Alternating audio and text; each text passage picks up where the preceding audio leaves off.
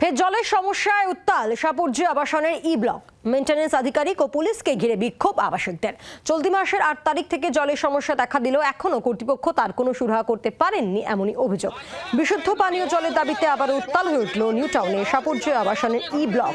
দূষিত জলের কারণে বাসিন্দাদের অসুস্থ হয়ে পড়ার ঘটনায় তুমুল বিক্ষোভ দেখান আবাসিকরা।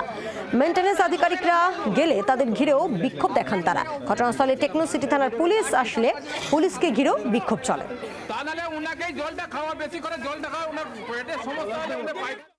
আটই ফেব্রুয়ারি থেকে 25 তারিখ পর্যন্ত জলের কি সমস্যা হয়েছে, কোনো ফ্ল্যাটে জল পৌঁছাচ্ছেন না, বুঝছেন না। উনাদেরকে বলেছে, আমাদের সাপুরজি ডিপার্টমেন্টকে বলা হয়েছে, উনারা এসেছেন, উনাদের কোনো এখনো পর্যন্ত কোনো সোর্স পাওয়া যাচ্ছে না।